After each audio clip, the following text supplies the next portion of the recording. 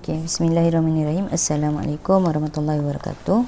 So hari ini kita akan teruskan sesi pembelajaran kita untuk bidang pembelajaran 7.0 iaitu tenaga dan kuasa. So kita akan pergi dulu kepada subtopik yang pertama, ataupun standard kandungan 7.1 iaitu kerja, tenaga dan kuasa.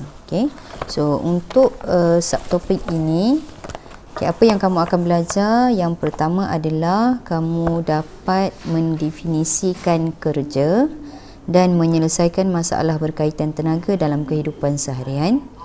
Dan yang kedua, kamu dapat menghubungkaitkan kuasa dengan kerja dan menyelesaikan masalah dalam kehidupan harian. Baik. So yang pertama kita lihat dulu definisi untuk kerja.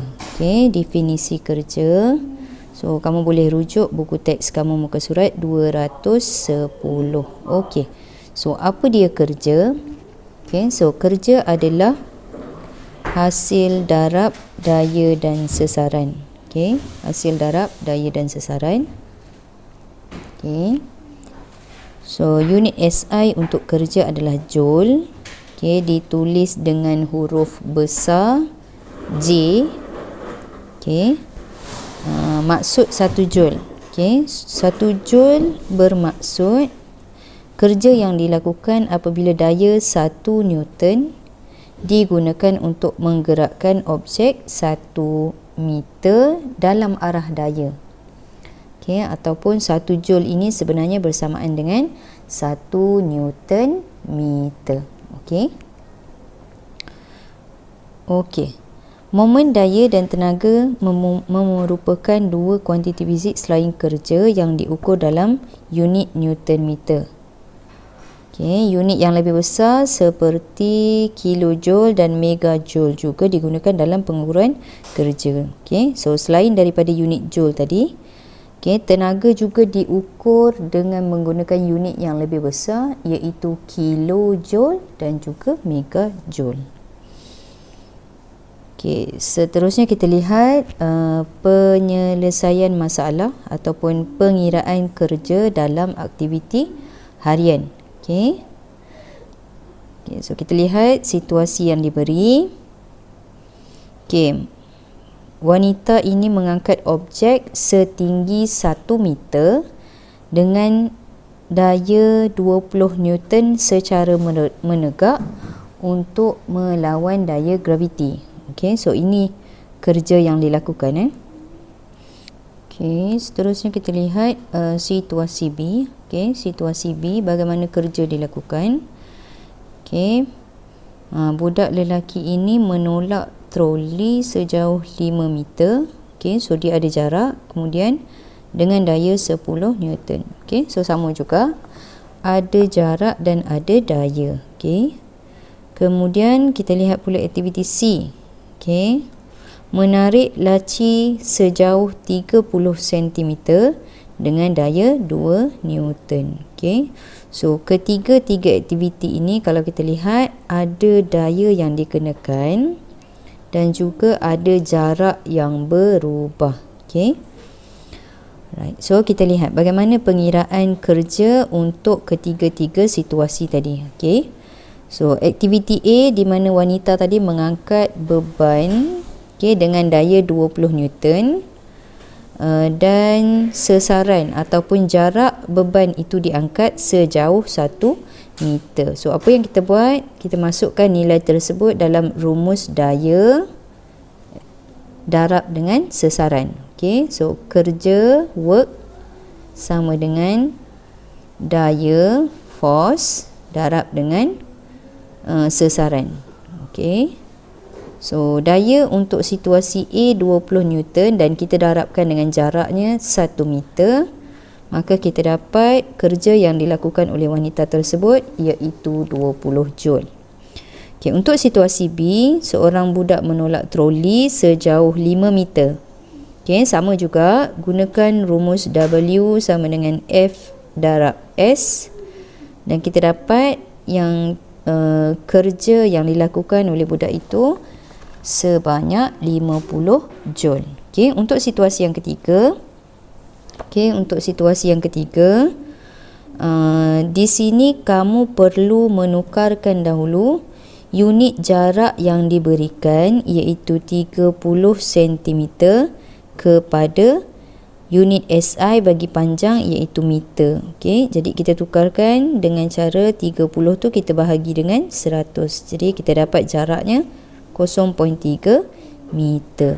Right? Seterusnya terus masukkan nilai dalam unit terus masukkan nilai dalam persamaan untuk mencari kerja.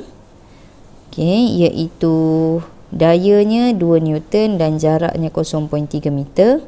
Dan akhir sekali kamu akan dapat nilai kerja yang dilakukan oleh lelaki tersebut sebanyak 0.6 Joule. Okey. Okey. Okey, seterusnya. Okey, seterusnya. Okey, untuk situasi tadi, okey, kat sini cikgu perlu bagi penekanan di mana kerja yang kita nak cari nilainya tadi mesti berdasarkan arah daya, okey, yang sama dengan kerja yang dilakukan. Okey. So kita tengok dia punya definisi tadi. Okey, daya dan sesaran dalam arah daya. Okey. So maksud dia apa? Okey. Contoh wanita ini mengangkat beban ke atas. Okey, maka kerja yang dilakukan juga ke atas lah. Okey. Untuk situasi B, okey, pelajar ini budak ini mengenakan daya ke depan. Okey. Ini dia punya daya, dia tolak ke depan. Okey, maka kerja yang dilakukan juga pada arah yang sama. Okey, sama juga untuk situasi yang ketiga. Okey, dia tarik laci ini ke belakang dengan daya 2 Newton. Kerja yang dilakukan juga pada arah yang sama. Okey. Okey, seterusnya kita lihat contoh 1. Okey, contoh 1, rajah 7.2 menunjukkan seorang murid yang mempunyai berat badan 400 Newton dengan beban di tangannya 100 Newton. Okey. So ada dua maklumat daya kat sini. Satu, berat beban. Satu berat badan 400 Newton dan satu lagi berat beban. Okey, berat kotak di tangan dia tu 100 Newton. Okey. So murid tersebut menaiki tangga setinggi 3 meter bersama dengan beban. Okey, jadi kalau kita lihat kat sini, daya dia adalah hasil tambah berat badan murid tersebut dan juga berat kotak. Okey, so yang pertama, langkah pertama, kamu cari dulu jumlah daya. Okey, so dalam kes ini, jumlah dayanya adalah berat badan. Okey, berat badan murid tambah beban kotak tu. Okey, so kita dapat kat sini 400 Newton tambah 100 Newton. Okey, so ini adalah daya lah. 500 Newton. Okey, kemudian baru kita selesaikan untuk mencari nilai kerja. Okey, W work, kerja, sama dengan daya darab dengan jarak. Okey. Kemudian kamu tengok kat sini, jarak dikira sebagai jarak menegak. Okey, bukanlah panjang tangga. Okey, bukan panjang tangga. Jadi jangan silap di sini. Tentukan jarak yang digunakan adalah jarak menegak. 500 Newton darab dengan 3 meter. Okey, jadi kita dapat 1500 Joule atau 1500 Newton meter. Okey, so Newton meter ni bersamaan dengan Joule lah. Okey. Okey, kemudian contoh 2. Rajah 7.3 menunjukkan Ali mengangkat sebuah kotak berjisim 10 kg dari lantai ke atas almari. Berapakah kerja yang dilakukan oleh Ali? Okey, soalan nak kita cari kerja. Okey, kemudian diberi maklumat kat sini. Anggapkan daya graviti yang bertindak ke atas objek berjisim 1 kg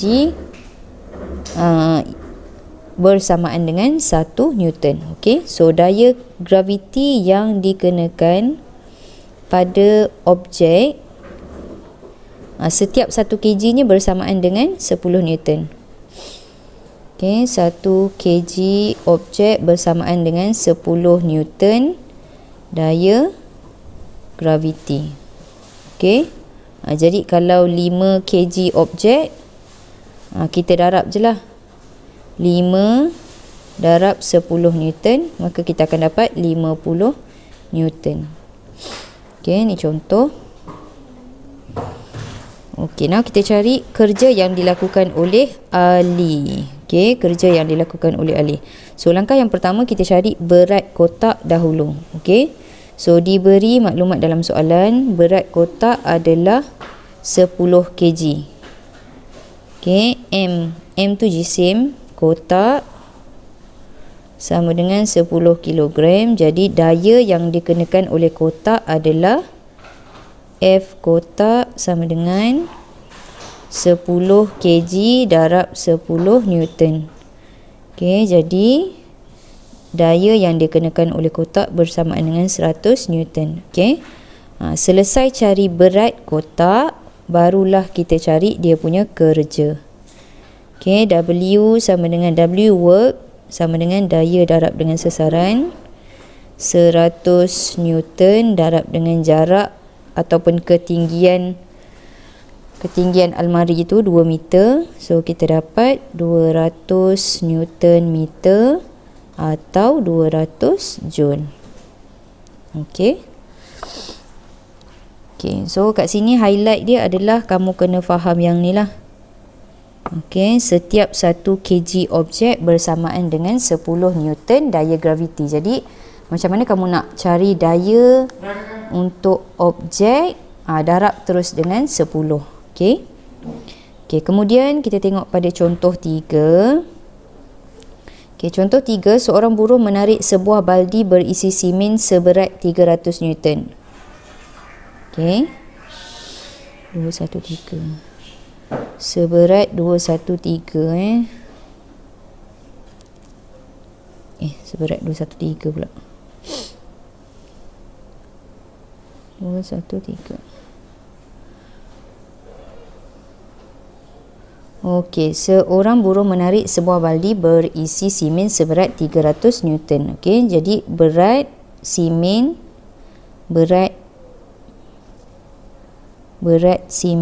dia dah bagi, iaitu 300 Newton. Okey, jadi berat ni sama juga dengan daya lah. Okey, dari atas tanah ke tingkat 1 sebuah bangunan dengan menggunakan sistem takal. Tingkat 1 adalah 10 meter. Okey, so jarak dia adalah 10 meter. Jarak menegak. Okey, jarak menegak. Berapakah kerja yang dilakukan oleh buruh itu? Okey, senang saja. Masukkan dalam rumus. W work, kerja, darab dengan W sama dengan daya darab dengan sesaran. Jadi daya sama dengan 300 Newton dan sesaran ataupun jarak menegak tadi 10 meter. So kita dapat 3000 Newton meter atau 3000 Joule. Okey. Okey, seterusnya kita lihat subtopik ataupun objektif pembelajaran yang kedua berkaitan dengan tenaga dan kuasa. Okey, so apa dia tenaga? Okey, tenaga ialah keupayaan untuk melakukan kerja. Okey, keupayaan untuk melakukan kerja.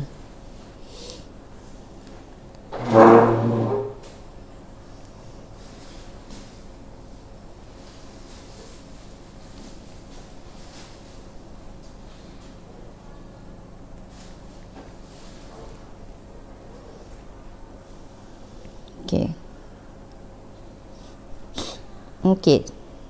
Sekali lagi, tenaga didefinisikan ataupun maksud tenaga ialah keupayaan untuk melakukan kerja. Okey. So unit SI bagi tenaga ialah joule. So sebelum ni cikgu dah bincang tentang kerja.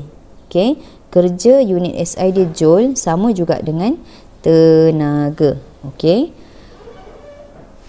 Okey, apabila daya 1 Newton digunakan untuk menggerakkan objek sejauh 1 meter dalam arah daya, tenaga sebanyak 1 joule telah digunakan. Okey, baik. So tenaga dengan kerja ini sangat berkait rapat. Okey, katakan dia bagi contoh kat sini.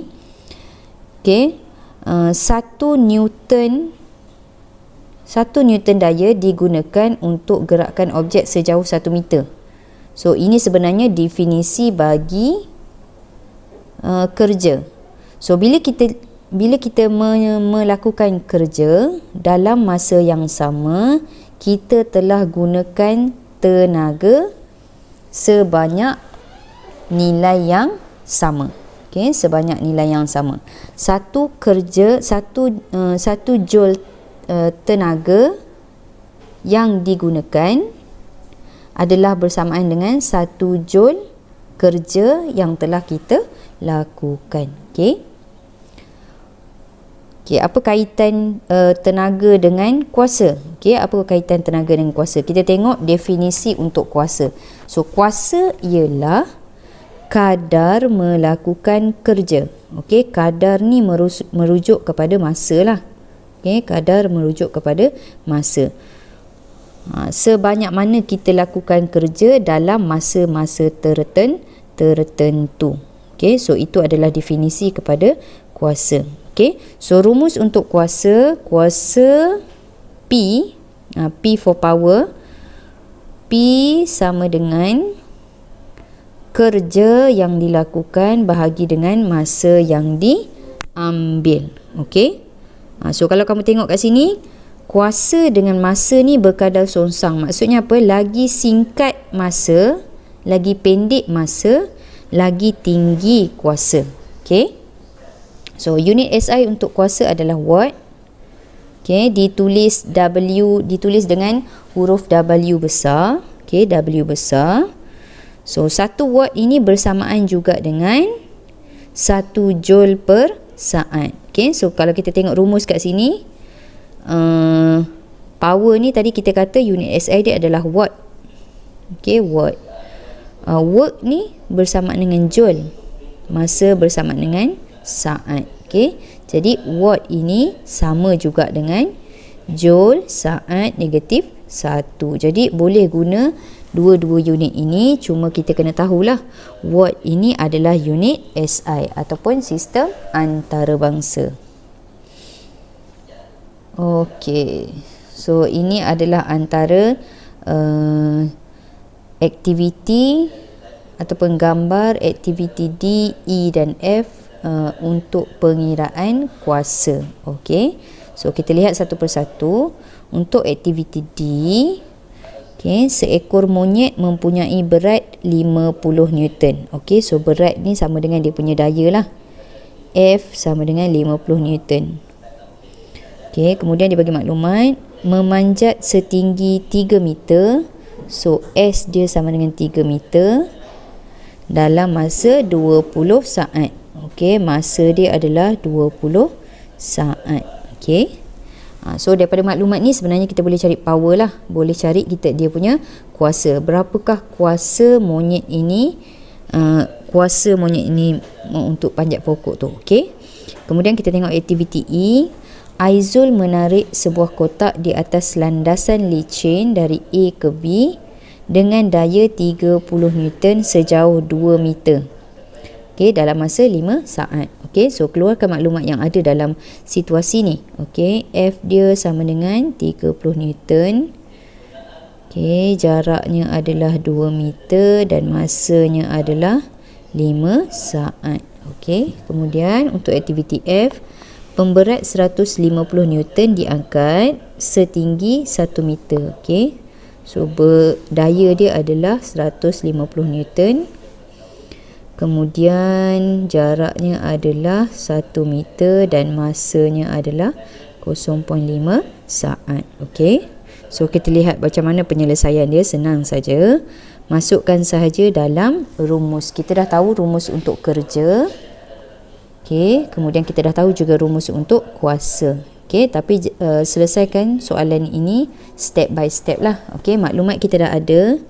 Kemudian yang pertama kita cari dulu kerja dengan menggunakan rumus W kerja bersamaan dengan F daya darab sesaran. Okey. So kat sini kita dapat kerja.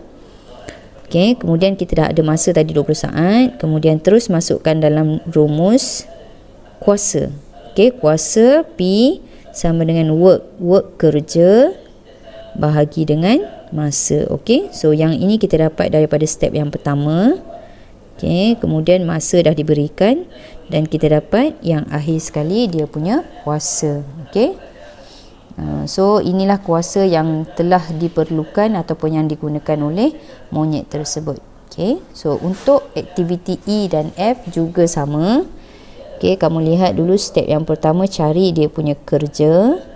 Kemudian untuk cari kuasa, masukkan dalam rumus nilai yang telah kita dapat. Okey, dan kita dapat tadi untuk situasi ataupun aktiviti E kita dapat 12 watt. Okey, manakala untuk aktiviti F kita dapat 300 watt. Okey, so follow step by step jalan yang telah ditunjukkan. Okey. Okey, so ini adalah aktiviti ataupun eksperimen yang digunakan untuk mengira kerja dan kuasa. Okey, mudah saja eksperimen ini. Okey, so itu sahaja untuk sesi pengajaran subtopik yang pertama, iaitu kerja, tenaga dan kuasa. Okey. Okey, sekian dulu. Assalamualaikum warahmatullahi wabarakatuh dan selamat sejahtera.